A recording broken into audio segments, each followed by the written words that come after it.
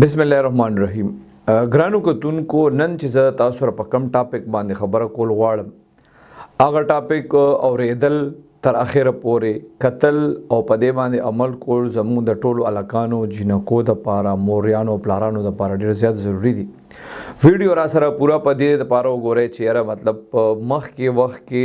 څومره موریانې پلاران جنکې او الکان چې کوم دي د پیمانې نه بچ شي. ځکه چې دا نن سبا دا کم یو حالات شروع دي په پیښور کې، نو ټول خلک موږ صرف په دې باندې توجه ورکو چې یاره زما بچی یا زما بچی د ډېر ښه سبق ووایي، هغې دپاره د هغه د کلي نه هاسټل ته هم شفټ شي، که هغه هلک وي او که جینۍ وي، او ښه نمبر یې دې موالي او ښه جاب دې ورته میلو شي. دا د هر چا خواهش وي، خو دې تعلیم سره مطلب دا دی چې نه تربیت نشته. تربیت زیات ضروری دی. د تربیت نه په سکول کې څه داسې خاص مونږ څه شي لیدو څه پورې، نه په کالج کې، نه په یونیورسټۍ کې او نه په کور کې. زمونږ به صرف دغه یو خواهش دی چې زمونږ بچی د ښه سبق ووایي، نو هغه مونږ راولیږو یا د کلو نه هاسټلو ته راولیږو یا په ښار کې چې اوسېږو، ښارونو کې اوسېږو، نو بیا هغه کالج او یونیورسټۍ سکولونو ته ولیږو، خو تربیت ولا مونږ بالکل نه ورکوو. مور پلار چې کم دی هغه نه خاص کر لوریانې نه کې نه د نن سبا په حالاتو باندې پوهیږي، او نه هغه جنکې چې کم دی هغه په دې حالاتو باندې ځان پوهیږي. اکثر مونږ وینو چې داسې واقعیات ډېر زیات کیږي. بعضې ځایونو کې په خپلو سترګو مو وینو، خو چونکې بس ویلي شو نه، ځکه چې نن سبا داسې وخت چې چاته د ښې خبره هم نشي کولی. نو اول به زه د خپل ټاپک ته راشم، دا چې کوم واقع شوی دی دا به تاسو سره بیان کم، او هغې نه پس به په بیا نورې خبرې کوو. خو زما به ریکویسټ دا وي چې دا یو با مقصده ویډیو ده، د عبرت دپاره چې کوم دی د دې کتل ډېر زیات ضروري دی، هر چا دپاره او د هر عمر دپاره او میل فیمیل دواړو دپاره. وروستو ورځو کې ما یو اف آی آر کتو دلته شوی پېښور کې وطاڼه کې، هغې کې داسې یو ځوانه جینۍ وه، هغې کې عمر 18-20 سال لیکلی. هغې اف آی آر درج کړی و چې یاره زه په پلانکي ځای کې اوسېږم. زه ما تاسو ته سټارټ کې وي او داسې ویډیوز کې زه اکثر تاسو ته وایم چې زما دا مقصد نه دی چې زه خلکو نوم والم دا یې د بېعزتي وشي، یا دغه علاقې چې دغه خلکو د بېعزتي وشي. زه دا نه وایم، زه نه ښیم، خو د مقصد دپاره دا ویډیو چې کوم دی د عبرت دپاره ریکارډ کوم. هغه یو جینۍ ریپورټ درج کړی و چې یاره زه په کومه محله کې اوسېږم،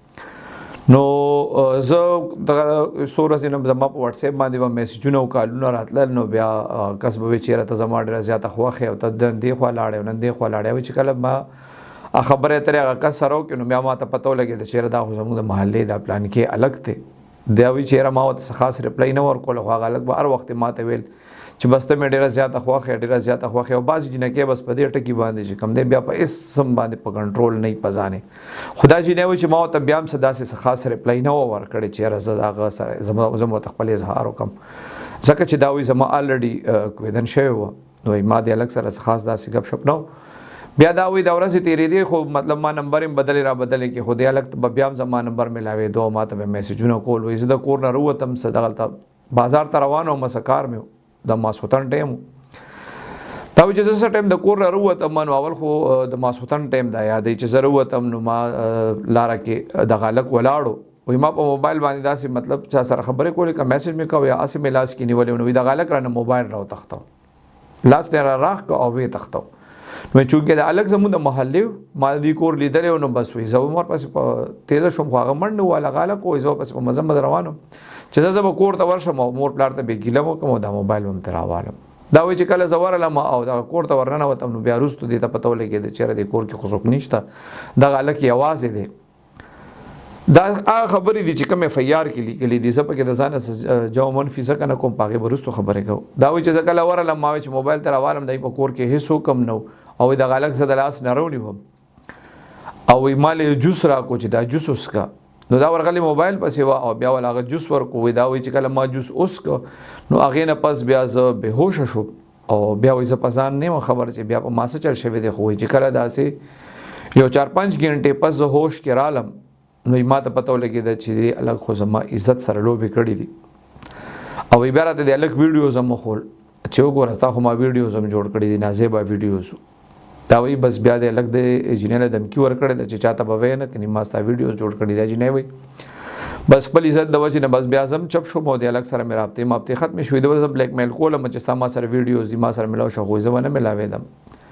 دې کې څه وخت تېر شوی دی د دې جنې چرته چې رشته شوی و د واده خبره چې کله شروع شوې دي نو هغه الګ ته پته لګېدلې ده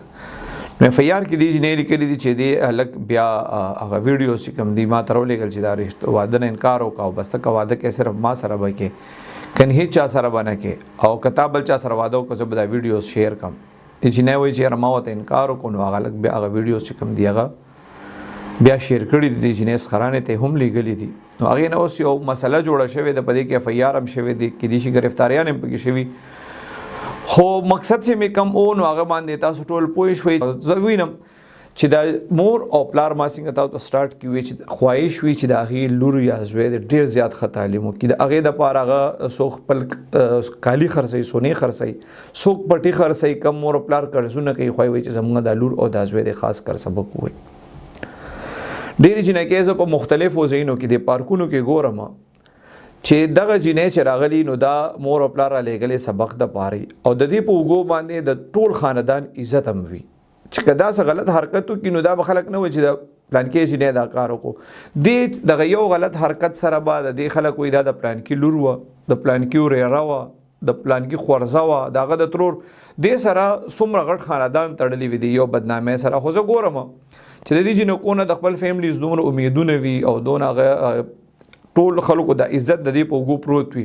او دا پارک د هلکانو سره روان وي او دوه بریاني ډبي به لاس کې نیولي نو زه دې جنکو ته خاص کر وایم چې خدای ته وګورئ د بریاني په ډبي باندې چې کم دی مه دوکه کېږئ اکثر زه ګورم په دې پارکونو کې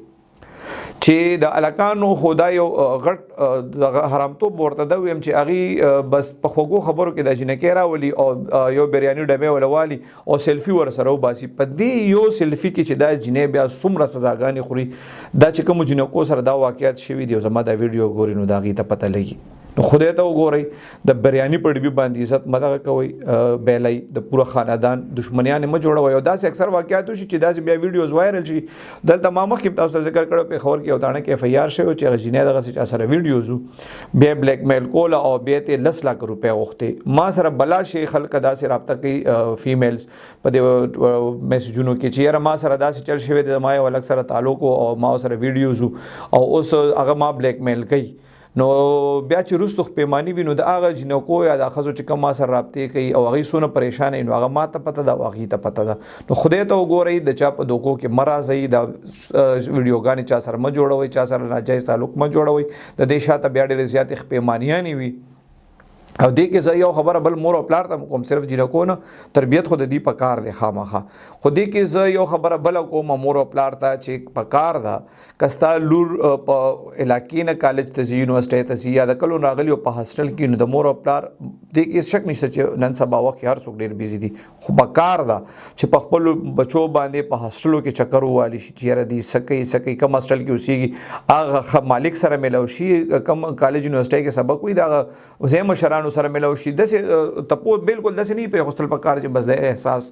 ختم شي چې یاره بس دا به صرف سبق وي او دا خپل عزت خیال ساتي په زه ټول الزام په جنکو نه لګوم داسې خلک دي نن سبا وخت کې هلکان سړي چې هغه په دې خلکو پسې داسې نښتي لکه د مچۍ په شانتې هغه اکثر بس ښځې په دې دوکه شي چې خلک ورله تعریف وکړي او بس هغه دوکه شي اکثر تاسو ګورئ په دې ټیک ټاک چې څوک استعمالي ما خو مخکې نه استعمالوم خو چونکې اوس په دې زه کار کوم نو زه استعمالوم د لایکس دپاره چې کوم دی جنکۍ د خپل بدن او د مختلفو ځایونو ویډیوز ورکړي چې ما ته لایکس میلو شي په هغې کې بیا د هغې رابطې جوړې شي او بس هر څوک د جنکو تعریف وکړي او دا موږ اورېدلی دي